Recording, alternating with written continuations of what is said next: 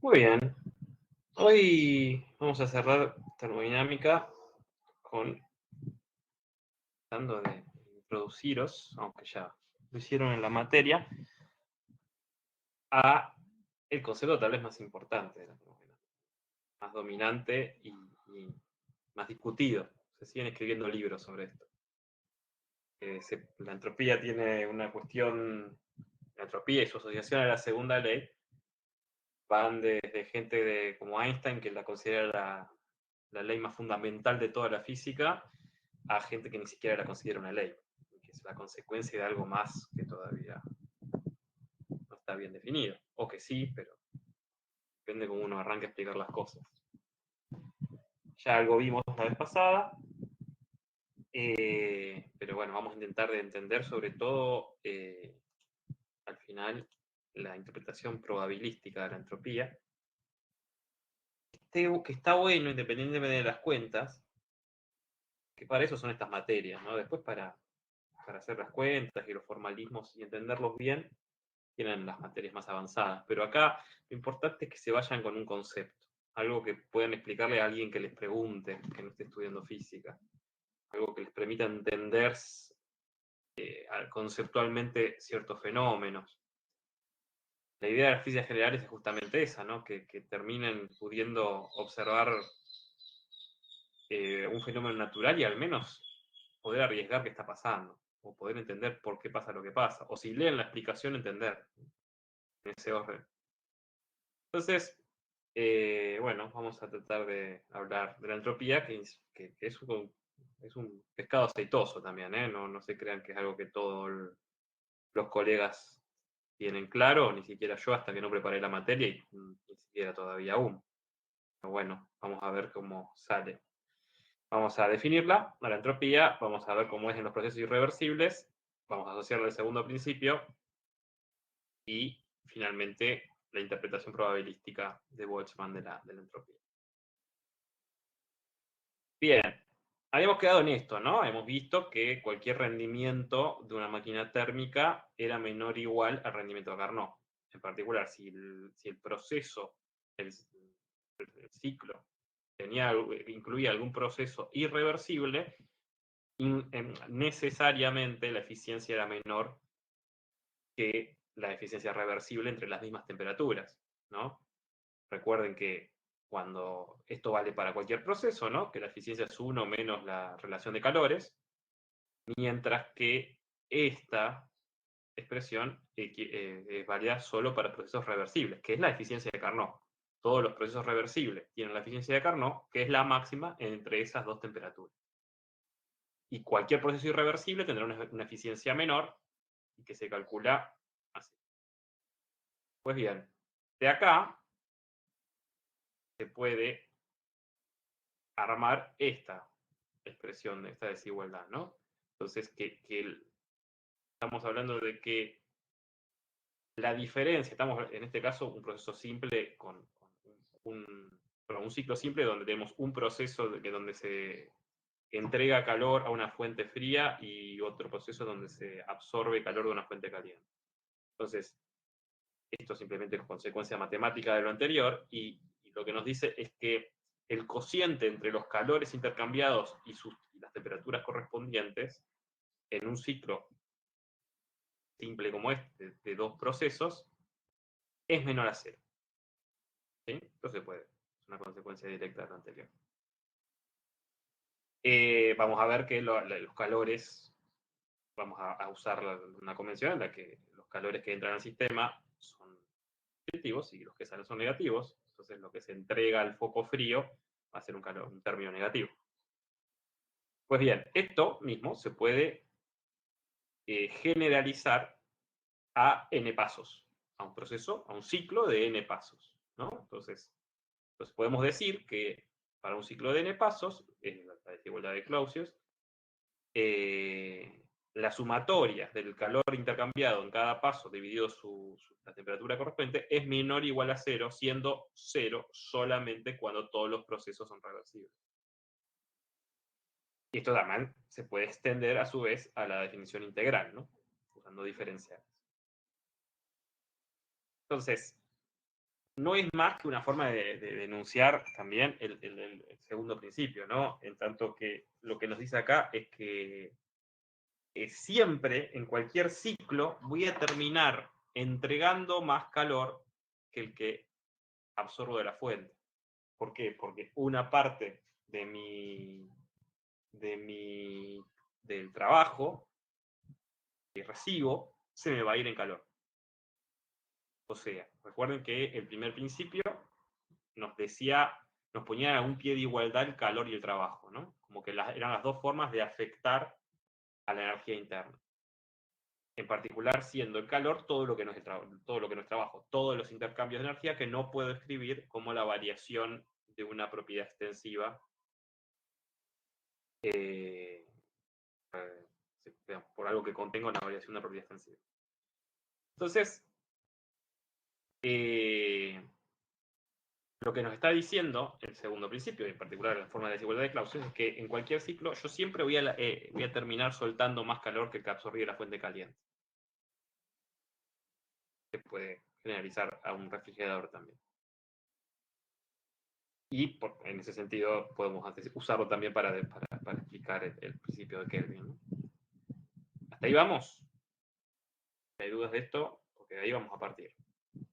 Esto es una demostración, es estricta, ¿no? Esta desigualdad es estricta. Esto que yo le dije la otra vez, de que la eficiencia no se llega a una eficiencia 1 no por una limitación experimental, mecánica, de diseño. Hay una limitación teórica fuerte, partiendo de los principios de la termodinámica. Pero es un principio, por lo cual son cosas que vemos en la naturaleza y los enunciamos, ¿no? Están ahí porque están. Entrego más calor que lo que absorbe de la fuente caliente. Si yo estoy en un proceso en el que absorbo calor para entregar trabajo, eso sería un motor. Lo que estoy diciendo es que es ese dibujo que habíamos hecho en la clase pasada, ¿no? Voy a absorber un calor de la fuente caliente, voy a entregar un trabajo, pero a la vez parte del calor que absorbí, que es la única energía que entra al sistema, se me va a ir también en calor a una fuente fría. ¿Sí? O sea, lo que está diciendo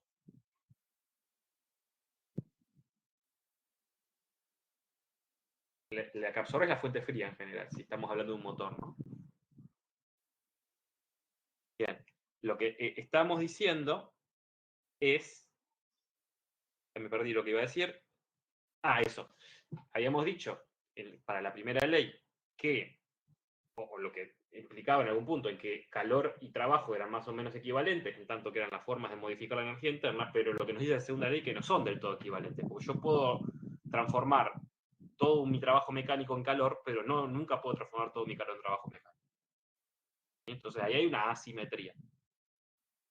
De esos principios, como ya vimos, y bueno, está más detallado en la teoría del profesor, se puede estrictamente demostrar que en cualquier ciclo voy a terminar, es decir, lo uso a modo de motor, voy a terminar sacando del sistema más calor que absorbí de la fuente caliente. Perdón, más energía, sumando el calor que entrego a la fuente fría y el trabajo que hago. Pero nunca voy a poder transformar todo el calor que absorbo de la fuente caliente en trabajo mecánico. Entonces sería tener una eficiencia 1. ¿Vale? Es que toda la energía que estaba acumulada, que se libera cuando quemo la nafta en la mezcla del cilindro, se transforma en calor, perdón, se transforma en trabajo mecánico del pistón. Eso no puede pasar. Y no es una limitación estructural. Es un principio de la naturaleza. Entonces, en el caso particular de un proceso, de un ciclo, perdón, construido solo con procesos reversibles, aquí vale la igualdad a cero. Y entonces lo que tengo es una cantidad, dq sobre t, que en un ciclo cerrado su variación es cero. O sea, su integral en un ciclo cerrado es cero. Entonces, por definición, esta cantidad es una función de estado. Cualquier función de las variables termodinámicas que en un ciclo cerrado su variación siempre sea estrictamente cero, es una función de estado. A esa función de estado la vamos a llamar entropía y la vamos a definir justamente como la variación de entropía la vamos a definir como el calor intercambiado a una cierta temperatura por un camino reversible entre dos puntos. Reversible. Esta cuenta la puedo hacer siempre, pero solo cuando me da igual a cero en un ciclo cerrado, o sea, solo cuando lo hago por procesos reversibles, esto es la entropía. No cualquier dq de t es la entropía. ¿Sí? Ahora, también se puede demostrar que yo siempre puedo ir entre cualquier par de puntos en un diagrama PV, en cualquier par de estados, siempre puedo encontrar un camino reversible que me lleve de uno a otro. Como insisto, la entropía es una función de estado, por ende, su variación no depende de cómo llegué de un punto a otro, sino simplemente de cuáles son esos puntos. Entonces, yo siempre puedo calcular la variación de entropía entre dos puntos, encontrando un camino reversible que me que me conecte uno con otro. ¿Sí? Independientemente de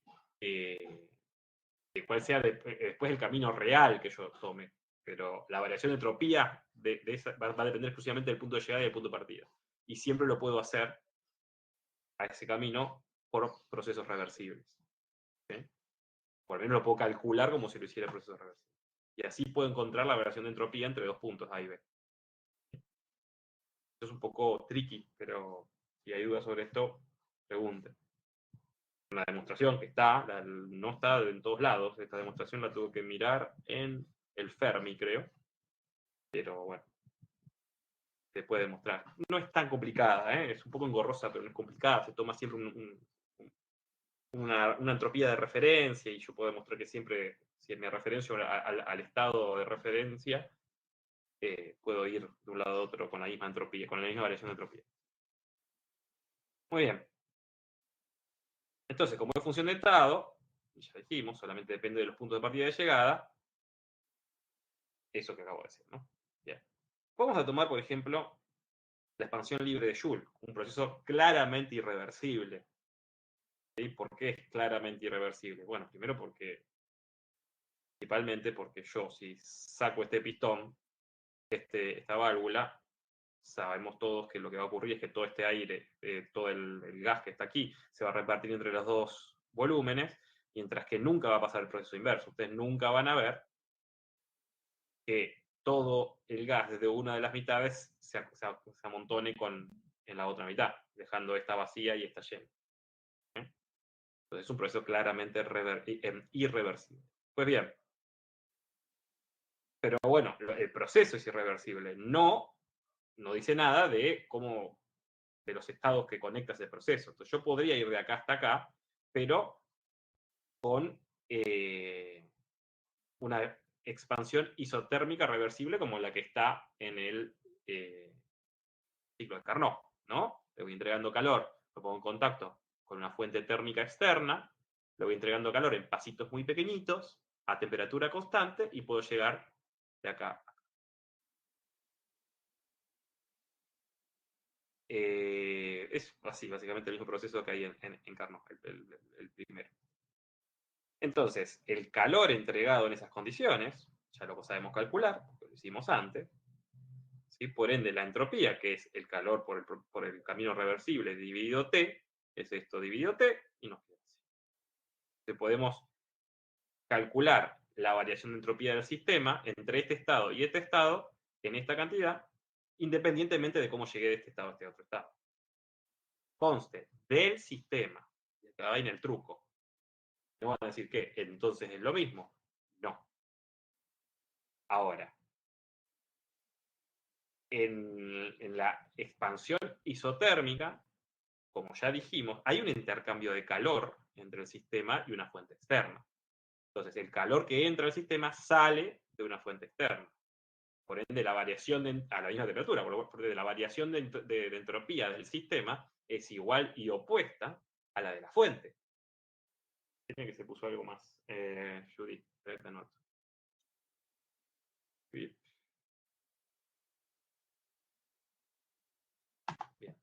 Entonces,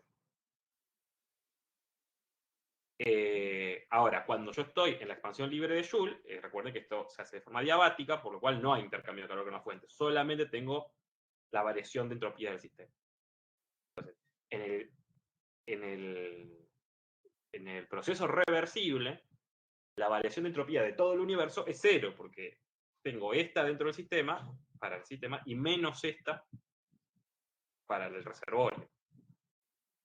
Ahora, en la expansión libre de Joule, solamente tengo esta variación de entropía. ¿Sí? Mientras que, como está desconectado térmicamente del resto del universo, el resto del universo no se enteró. ¿Sí? Así podemos ver que cuando yo realizo un proceso reversible, la entropía del universo se mantiene constante, no varía, delta de S0 del universo, mientras que cuando yo realizo un proceso irreversible, la entropía del universo necesariamente aumenta, esto es positivo. Entonces, en el contador de entropía, en el eje de entropía, el universo solamente se puede mover en una dirección. En la dirección de crecimiento positiva. ¿Sí? Nunca va a ocurrir que la entropía del universo disminuya por ningún proceso.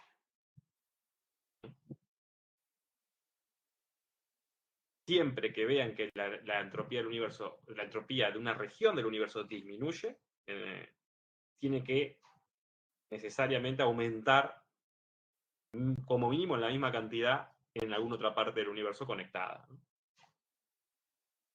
Entonces, como dijimos, en un proceso reversible la entropía del universo se mantiene constante, en un proceso irreversible necesariamente aumenta, la entropía del universo nunca disminuye, por lo que en un sistema cerrado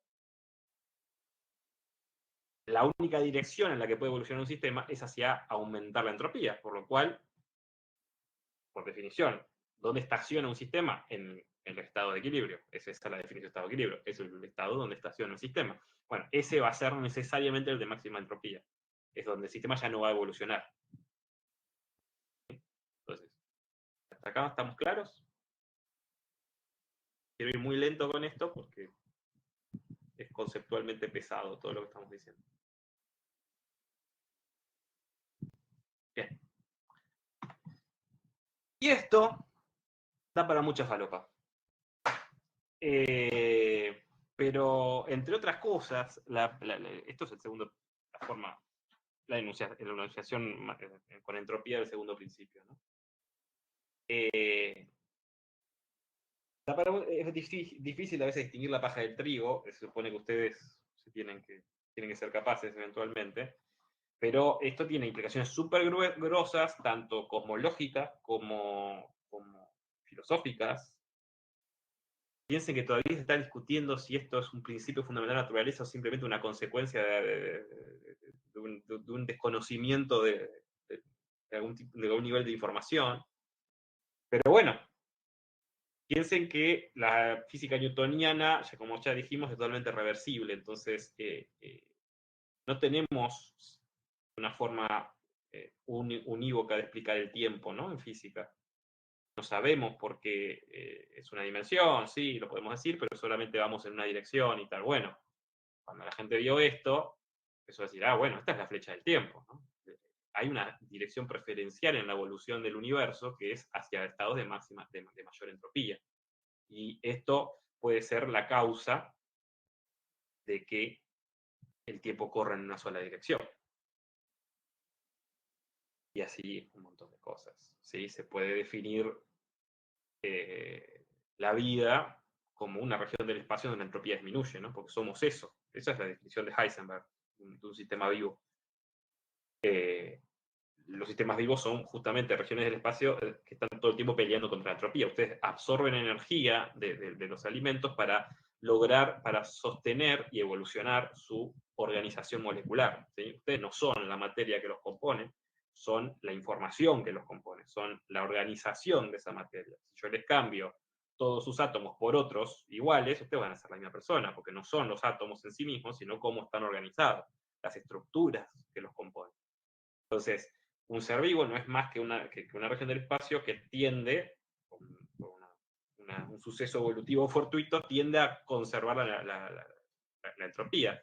Si ustedes tratan de mantener organizado el sistema, ¿sí?, a costa de consumir energía y aumentar la entropía del universo, siempre. Y entonces, la definición de Heisenberg muy elegante de vida es eso, una región del espacio donde la entropía disminuye. Siempre a costa de intercambio con el entorno. Bien. Ahora, acá hicimos una interpretación bien termodinámica de la entropía, ¿no? Es esa cantidad, no nos dice mucho esa cantidad, pero sí, si quieren, es la sumatoria de los calores, la variación de entropía en un proceso es la sumatoria del calor intercambiado por el sistema dividido la temperatura a la que se intercambió, de forma reversible. Ahora, podemos también asociarlo a una cuestión estadística. ¿Por qué? Porque esto que dijimos, ¿no? La física de Newton es determinista y no distingue entre una dirección y otra del tiempo, es totalmente reversible. No hay nada en la física de Newton que nos pueda decir que un proceso es posible y el otro no. Entonces, nada en la física de Newton impide que todo el aire de la habitación se vaya al lado de forma repentina. Puede ocurrir. ¿Sí? La pregunta es ¿por qué no lo vemos? Bueno, uno diría porque es muy poco probable. ¿Y por qué ese estado es menos probable que el gas distribuido de forma más o menos homogénea? Eso es lo que vamos a intentar de ver ahora y vamos a asociarlo con la entropía. Porque también determina la dirección hacia la cual evolucionan los sistemas. Está claro, hasta ahora lo que dijimos, está claro que la tendencia de cualquier sistema es hacia aumentar su entropía. Ahora, eso vale para sistemas termodinámicos. Los sistemas termodinámicos, por definición, son sistemas con un número grande de partículas donde nosotros renunciamos a saber qué está haciendo cada una en cada instante, o sea, qué velocidad y qué posición tiene, y nos remitimos a describir el sistema por sus variables macroscópicas, la presión, el volumen, la temperatura. Recuerden, la presión y la temperatura no tienen sentido microscópico, al menos a este nivel de estudio. ¿Sí? No puede decir cuál es la temperatura de una partícula, ni la presión que ejerce una partícula. Una partícula, lo sumo, puede ejercer una fuerza. La presión y la temperatura son conceptos macroscópicos, lo mismo la entropía. Macroscópicos en tanto estadísticos, en tanto de donde yo me alejo del sistema, o yo tengo una resolución en la que veo el sistema como un todo y no sus partes constituyentes. Así es, entonces, que vamos a intentar entender los procesos espontáneos desde un punto de vista más estadístico y no determinista. Piensen, por ejemplo, en un volumen que tiene 10 partículas. Creo que esto tiene bastante más, pero bueno. Lo que decíamos, ¿no? Si la presión es la fuerza promedio que ejercen los choques de esas partículas contra las paredes del recipiente, esa presión estaría todo el tiempo fluctuando, porque pega una, al rato pegan dos, después pega una más, ¿sí? Al tener una cantidad tan baja de partículas, eso sería un valor que estaría fluctuando todo el tiempo. ¿Sí? El promedio es malo, ¿no? Los promedios están buenos, pero cuando los números implicados son grandes. Alguien dice que la estadística es esa ciencia por la cual si una persona come 2 pollos y una persona no come ninguno, hay 2 personas que comieron un pollo. Bueno, esa es la mala estadística, ¿no? La estadística de números bajos. No es correcto extender u obtener deducciones estadísticas de lo que se llama baja estadística, de números bajos. ¿Sí? Las leyes de la estadística valen para lo que se llama el número estadístico o el límite termodinámico, como se le dice en física, que es cuando ya hay tantas partículas o tantas medidas que yo ya no puedo resolver entre todas. ¿Sí?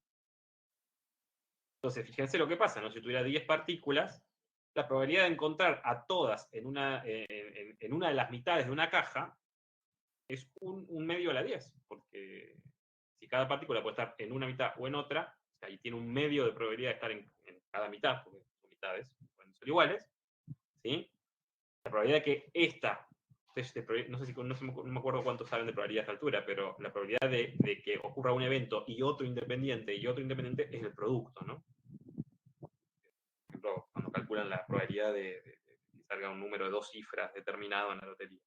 Entonces, la probabilidad de que una partícula esté de este lado y otra, y otra, y otra, es la probabilidad de que esté cada una multiplicada por las otras. Entonces, un medio a la 10. Un medio multiplicado a 10 veces. Eso es 1 sobre 1024. Y si yo miro una vez por segundo, saco una foto por segundo, cada 17 minutos voy a ver todas las partículas amontonadas en una mitad. O sea, eso que nos parece tan imposible, a números bajos no lo es. Entonces, ¿cómo va con el número de partículas? ¿No? Si yo tengo 100 partículas, esto ya se reduce drásticamente, se reduce exponencialmente. Si tengo 1000, ni hablar. Si tengo un número de Avogadro de partículas, hagan una cuenta. ¿Sí? Entonces, en principio, la física newtoniana no me dice que esto es imposible, pero la estadística me dice que es increíblemente improbable, al punto que posiblemente yo tenga que esperar varias edades del universo para que ocurra al menos una vez. ¿Bien? Pues bien, esto ya lo hizo el profesor, creo que con más números, un número más grande, pero este dibujito está lindo, entonces lo voy a volver a explicar detalladamente. Vamos a estudiar entonces este tipo de sistemas, ¿no? Partículas en una caja, definiendo lo que son microestados y macroestados, ¿no? Los microestados M son las diferentes configuraciones, esas que yo en la realidad nunca puedo ver, ¿no? Nosotros acá este dibujo tiene pintadas las partículas de manera que sean distinguibles para que ustedes vean cuáles son las configuraciones posibles. Pero en realidad yo tengo una bolsa de partículas, nunca no las puedo distinguir entre sí. ¿Sí? Esos son los estados que yo no puedo distinguir. Cada microestado es cada configuración posible y cada macroestado es el conjunto, o mejor dicho, y cada microestado corresponde a un macroestado al cual pueden corresponder más de un microestado, que sean equivalentes, ¿no? Yo voy a definir mi estado por alguna variable. Pónganse que en este caso vamos a definir el estado de la partícula, macroestado, como la cantidad de partículas en la caja izquierda, en la mitad izquierda. Hay una sola configuración con 4 partículas, una sola configuración en la que las 4 estén en la caja izquierda.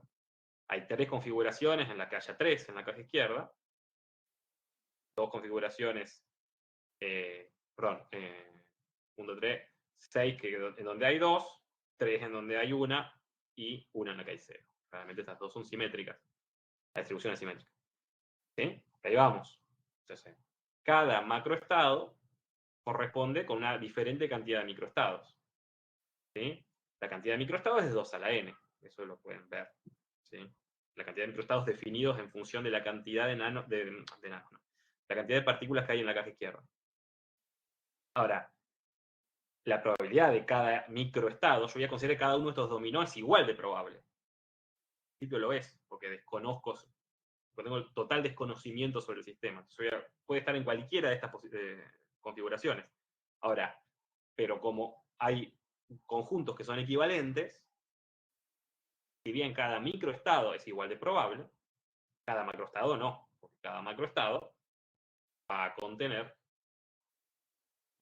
más de un microestado. Así, la cantidad de microestados en cada macroestado es W, que es la combinatoria de 4 tomados de n, siendo n el número de este lado. Por tanto, la probabilidad de cada macroestado es la probabilidad de cada microestado multiplicado por la cantidad de microestados en cada macroestado. ¿Sí? Entonces, nos da esto. Y acá esta distribución de probabilidad la pueden ver en este dibujo, ¿no? Más o menos. Entonces, podemos ver que el macroestado más probable, acuérdense que nosotros de afuera solamente vemos macroestados, no podemos ver microestados. ¿Sí? Entonces, no tienen numeradas las partículas de un gas para saber cuántas entran, para saber que si están 1, 2 acá y 3 acá, es distinto de que si están 1, 3 y 2 acá. Para ustedes, 2 y 1 es igual. O 3 y 1 acá. Entonces, hay un macroestado que es el más probable y, felizmente, para nuestras explicaciones, es el estado donde las partículas están 2 y 2. ¿No? Es lo que vemos en la vida real, en general. Cuando el número de partículas es muchísimo más grande. De hecho, lo que se observa es cuanto más grande es la cantidad de partículas, el n total, esta distribución se va usando cada vez más, de manera que, fíjense, esta misma distribución, esta misma campana, para los puntos de afuera son con 4 partículas, los siguientes la siguiente campana es con 16 partículas y la de adentro es con 1000, creo, sí, 1000 partículas. Ya con 1000 partículas, ¿sí? Es fuertísimamente dominante, ¿sí? El macroestado homogéneo, llamémosle, con la misma cantidad en las dos mitades. 1000 partículas, 1000 partículas no es nada. Ustedes tienen en general números de Avogadro, partículas son 10 a la 23. Imagínense lo agudo que es esta distribución de probabilidades, y por eso es que nunca ven a todas las partículas de un solo lado de una caja. ¿Sí? Pero es simplemente por el número de configuraciones que son equivalentes en tanto que ven la caja llena de las dos mitades. ¿Sí? Cuando tienen 10 a la 23 partículas, la cantidad de configuraciones que me llevan al estado homogéneo son infinitamente mayores que las que me ponen todas las partículas de un solo lado. ¿Sí? Y así, como esta distribución se va usando, las afirmaciones estadísticas en general diciendo, bueno, lo más probable es que ocurra esto, tienen un ancho que va disminuyendo con n, al punto que va de ancho a mitad de altura, es 1 sobre la raíz de n. Recuerde otra cosa que tienen que tatuar.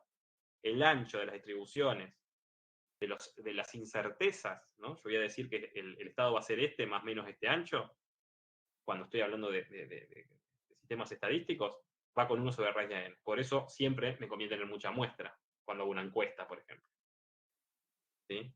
Mi incerteza va a ir con 1 sobre raíz de n. Cuanto más número de muestras tenga, con más certeza yo puedo decir cuál es el estado más probable. ¿Sí? ¿Vamos hasta acá? ¿Dudas? Sí. Muy bien. Somos 107, somos 7. Muy bien. Entonces, hasta acá, ¿qué tenemos? Que el equilibrio se alcanza o es equivalente al estado más probable, ¿no? Es el estado en el que se va a estacionar el sistema. Es lo que vimos acá. ¿Cuál es el equilibrio si ustedes sueltan partículas de una caja y que estén distribuidas en las dos mitades de la misma manera? Bueno, ese es el estado más probable. Esa es la definición estadística de equilibrio. ¿Sí? Y habíamos dicho que el equilibrio era el estado de máxima entropía antes, siempre, ¿no? Que se estacionaban los sistemas en el de máxima entropía.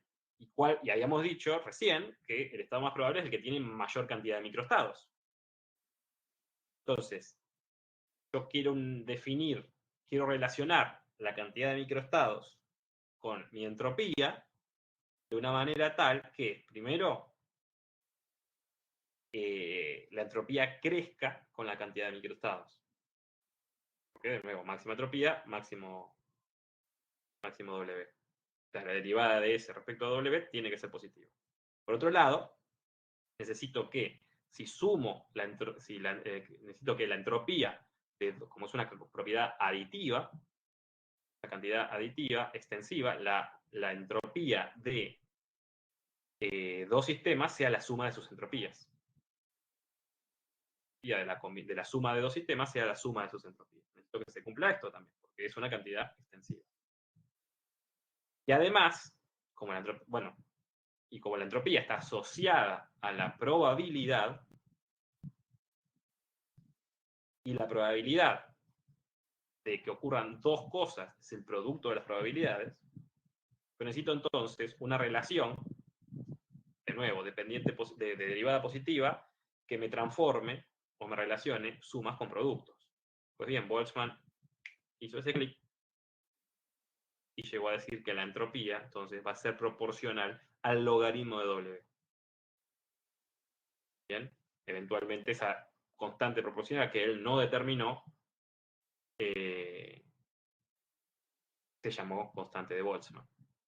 Y si ustedes van a Viena y están un poco al pedo, pueden ir a la tumba de Boltzmann y lo van a ver ahí a don Boltzmann con su ecuación grabada en su tumba. Él tenía problemas psiquiátricos y se suicidó. Como decía el libro el otro día, ¿no? Hay una leyenda que dice que se suicidó porque la gente no aceptaba, o la comunidad científica no aceptaba su interpretación probabilística de la termodinámica, pero tenía problemas, independientemente de eso, así que no es tan así. parece. Muy bien. Y eso es todo lo que contaremos de entropía. Voy a parar la grabación.